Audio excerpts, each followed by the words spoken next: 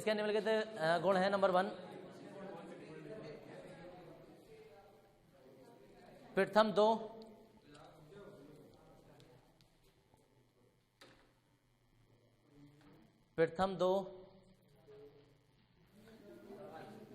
Ether, प्रथम दो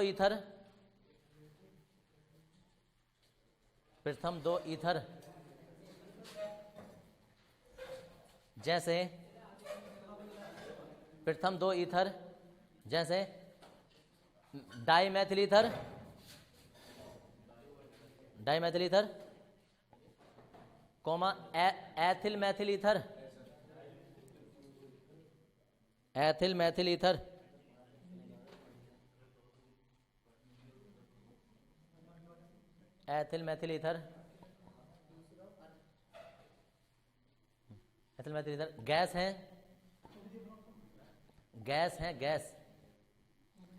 gas हैं और शेष अन्य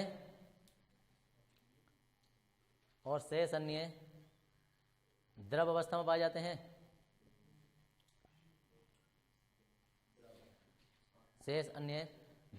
में पाए जाते हैं।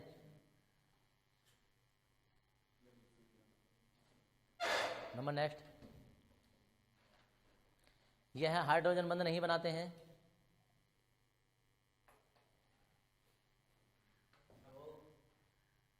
नंबर नेक्स्ट, यह हाइड्रोजन बंध नहीं बनाते हैं।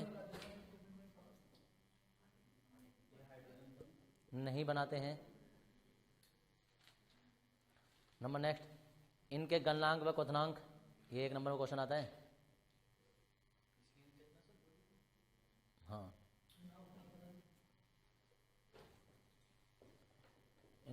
इसमें हिंदी भी लिखी हुई थी, तुमने लिखी नहीं है। अच्छा, इनके गलनांक व क्वथनांक अल्कोहलों से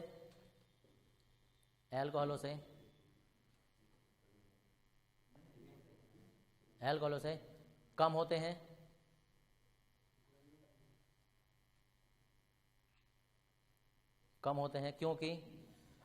क्योंकि ईथर हाइड्रोजन बंध नहीं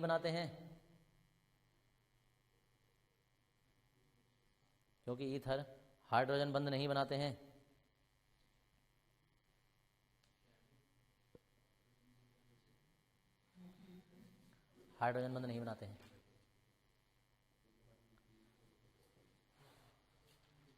हो गया, बस हेडिंग लिखेंगे रासायनिक गुण। एक थके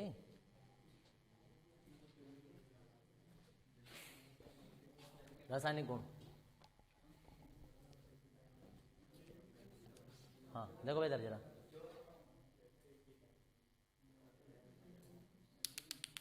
देख लेना, इधर जरा 1 मिनट। देखो इधर, रासायनिक गुण में सबसे पहले है क्लोरीन से क्रिया। अब जरा थोड़ा सा ध्यान से देखते रहना, क्लोरीन से क्रिया। CH3 CH2O CH2 CH3 की क्रिया क्लोरीन से कराते हैं सूर्य के प्रकाश की उपस्थिति में। एक क्या छटेगा, उसकी जगह Cl आ जाएगा। ध्यान से देखते रहना, CH3 CH2O CH3 और यहाँ Cl आ गया। HCl का क्या हुआ, एक Cl और यहाँ से H निकल गया। ये दोबारा से विक्रिया करेगा क्लोरीन से सूर्य के प्रकाश की उपस्थिति में। अब क्या इधर वाला H हटेगा, CH3। अरे बिल्कुल ही लूट मच रही है क्या, अंधेरे में विक्रिया होगी। हाँ जी, अंधेरे में। इसे समझाओ कि अंधेरे का मतलब रात नहीं होता है।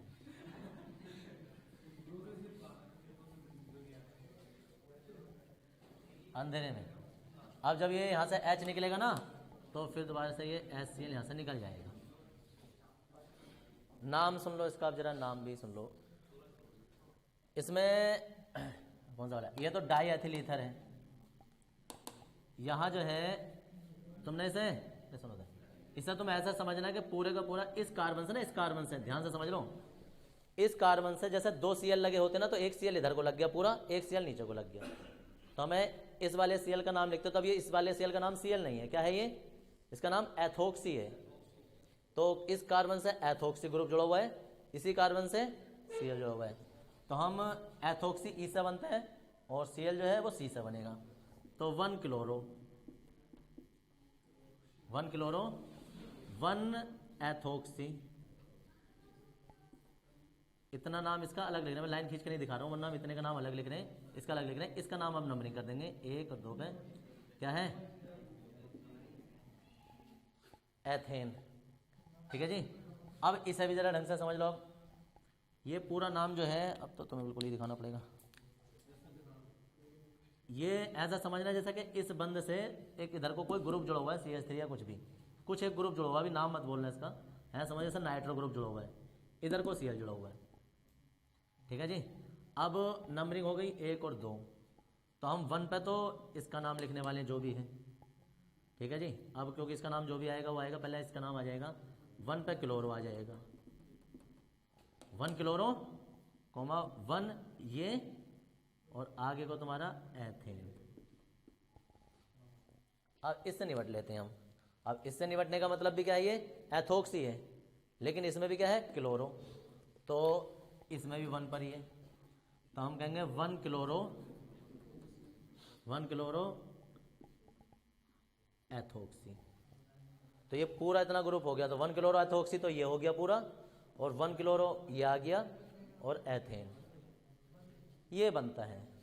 अब यार धुएं निकल जाएंगे, जेब हाथ में आ जाएगी जैसे अभिक्रिया है, और नाम मिटा दो ना तो भी नहीं लिखा जाएगा। अभी अब यही अभिक्रिया भी खत्म नहीं हुई है, अभी दरअसल डाई एथिल ईथर है,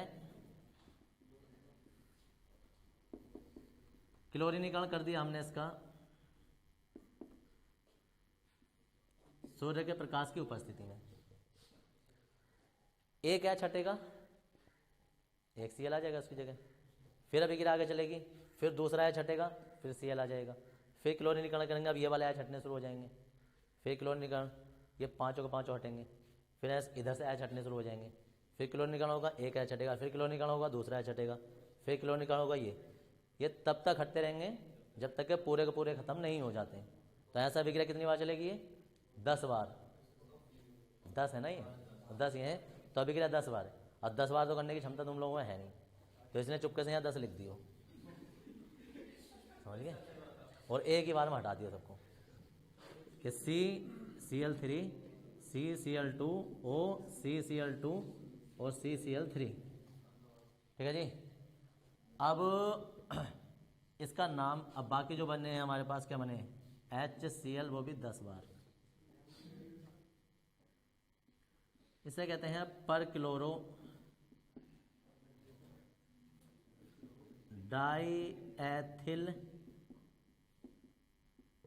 ईथर, पर लग जाता है बस इतने में, और पर क्लोरो हो जाता है। ठीक है जी, तो पर क्लोरो डाई एथिल ईथर, ये होता है इसका पहला रासायनिक गुण।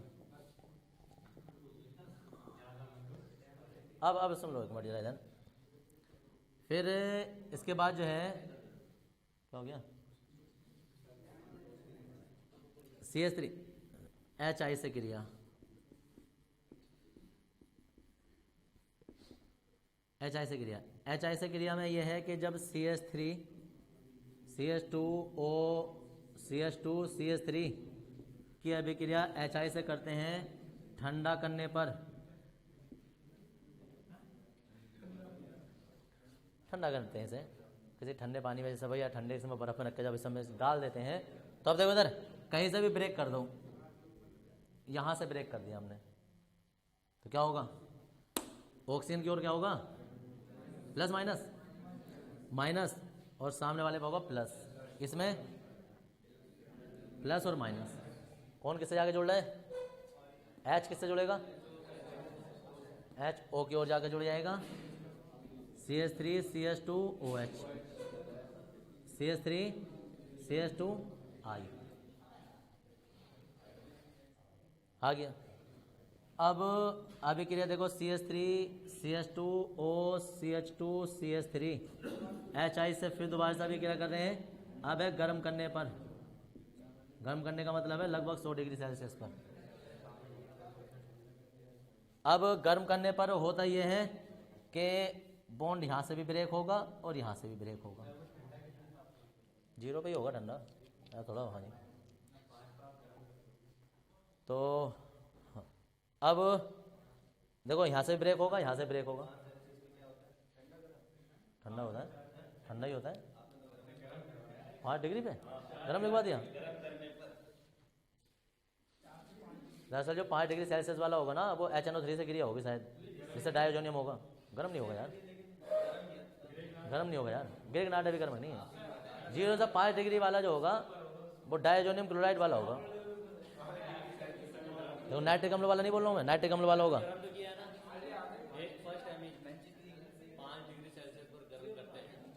ठंडा ही होता है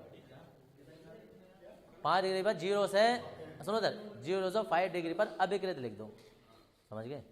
लेकिन 0 से 5 डिग्री ना ठंडा करना ही लिखा जाता है, गर्म नहीं।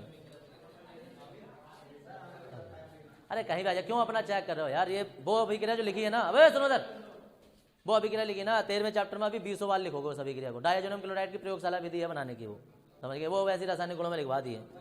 अभी जब उसे करेंगे ना तो होश में होकर देखना वो कितनी लंबी अभिक्रिया चलती है। तो अभी लिखो मत, 13वें चैप्टर में आ जाएगी दोबारा। अब देखो इधर, इधर जो काम की चीज़ है पहले ऐसे समझ लो। बॉन्ड टूटेगा 2 जगह से, यहाँ से भी और यहाँ से भी। जब यहाँ से टूटेगा तो इस पर भी प्लस रहेगा, इस पर भी प्लस रहेगा, माइनस इस पर ही रहेगा। फिर अभी ये कहाँ से क्रिया करेगा अभी, तो अब ये प्लस वाले हैं, ये माइनस वाले हैं। क्या है संभावना,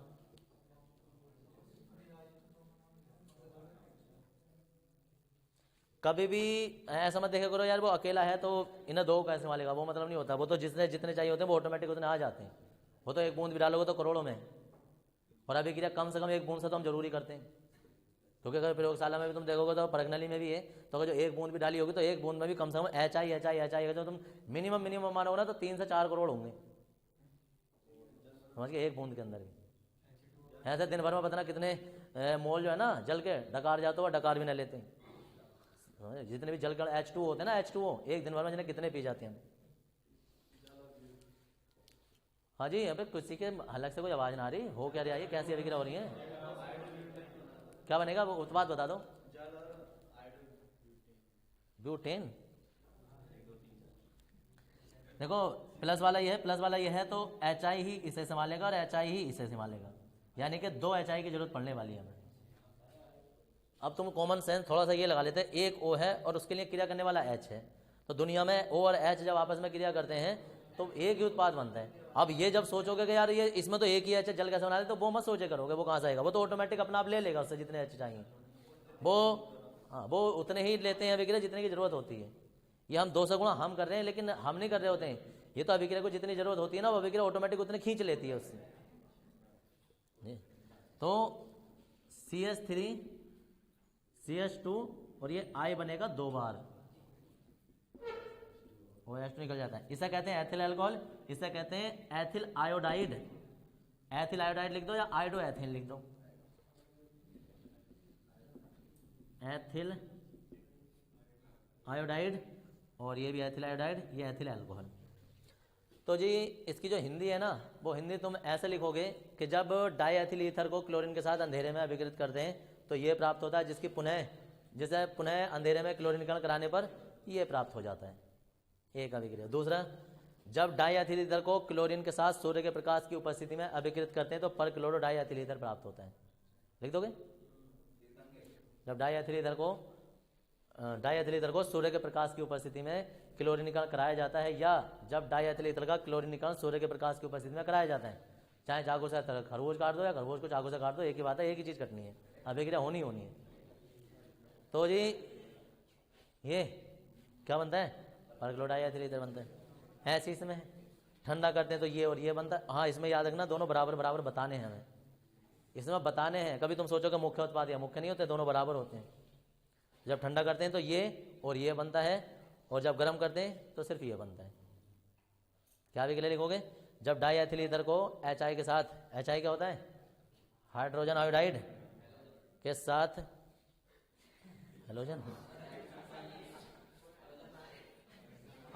HI, दरअसल HI हेलोजन नहीं है, इसमें सिर्फ II हेलोजन है। चलो, दरअसल अगर इसका सही नाम बताओगे तो ये हेलोजन अम्ल होता है। तो HI के साथ ये ऐसा गर्म करते हैं तो ये प्राप्त हो जाता है। लिख दो अभी जरा। और एक मिनट देख लेना इधर इधर। एक ये जो है ये तो हमारे पास एलिफेटिक चल रहे थे, सुन लो एक मिनट अभी जरा, उतार ही लेना एक साथ ही। ये तो चल रहे थे हमारे पास एलिफेटिक। अब डाई एथिल ईथर जो होते हैं, ये ईथर जो होता है ना ईथर, ये एरोमेटिक भी हो सकते हैं। एरोमेटिक ईथर पता कैसे होंगे? ऐसे वाले होंगे, यहाँ O होगा, ये CH3 मैथिल फेनिल ईथर होता है इसका नाम, लेकिन ऐसा नाम बोला नहीं जाता है, इसे हम एनिसोल कहते हैं, एनिसोल। अब एनिसोल का तुम चाहे तो क्लोरीनीकरण कर दो, क्या होता है? नोट में लिख देना कि यह है ऑर्थो तथा पैरा देशिक प्रभाव वाले यौगिक होते हैं। अब तुम इसका क्लोरीनीकरण कराओगे तो क्या बन जाएगा भाई? OCH3Cl तो यहां आ जाएगा,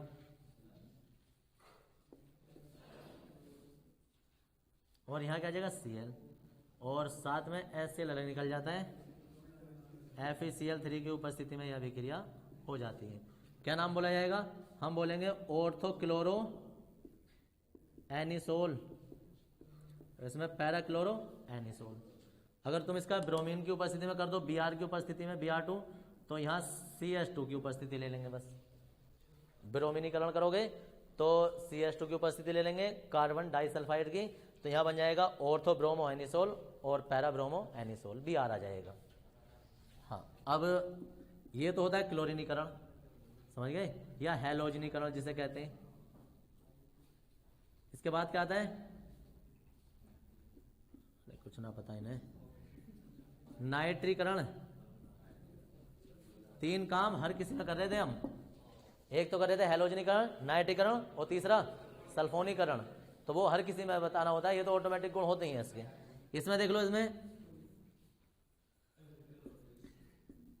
CH3 जब हम इसे HNO3 के साथ इसकी अभिक्रिया कराएंगे H2SO4 की उपस्थिति में, इसे भी सांद ले लो, इसे भी सांद ले लो, तो ऑर्थो और पैरा ही बनेंगे, कोई नई चीज बनने वाली है नहीं। इधर बन जाएगा ऑर्थो NO2 एनिसोल, और ये पैरा नाइट्रो एनिसोल, जल अलग निकल जाएगा। इसका तुम H2SO4 से क्रिया कराओ, कोई जरूरी नहीं है। यहाँ सल्फोनिक लग जाएगा, यहाँ सल्फोनिक लग जाएगा, कभी आता वाता है नहीं। तो देखो उधर नाम क्या है इसका, नाम फिर भी सुन लो, ऑर्थो नाइट्रो एनिसोल और जी पैरा नाइट्रो एनिसोल, ये है। और जी इसके बाद रासायनिक गुण ये है, और चैप्टर तुम्हारा खत्म। इसे उतार देंगे।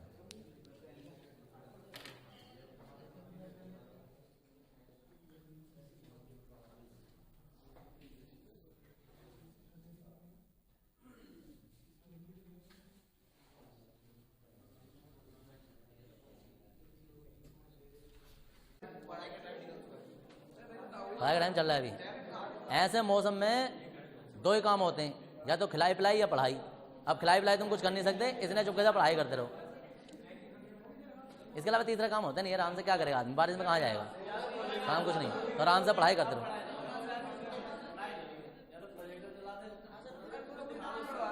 मुझे प्रोजेक्टर दिखाते हैं।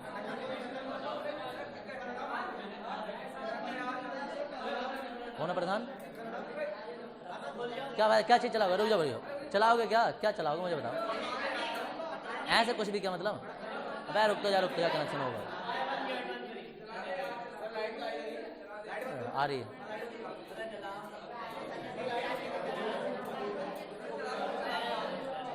अबे अभी बहुत टाइम है, आराम से परिभाषा लिखी जाएगी। कभी कभी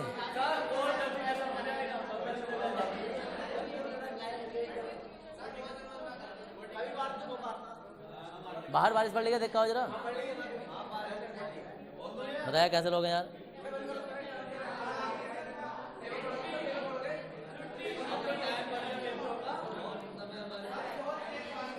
ये फर्स्ट वाले आ गए क्या?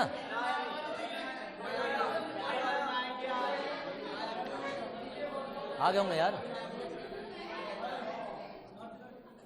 पहली बात तो गुब्बारे लगने यहाँ नहीं चलेगा प्रोजेक्टर, इसे हटाओ इसे, ये हटेगा इसे। अबे ये लग रहा है इससे प्रोजेक्टर नहीं चलेगा। आ गए फर्स्ट वाले आ गए ना, आ गए होंगे बस।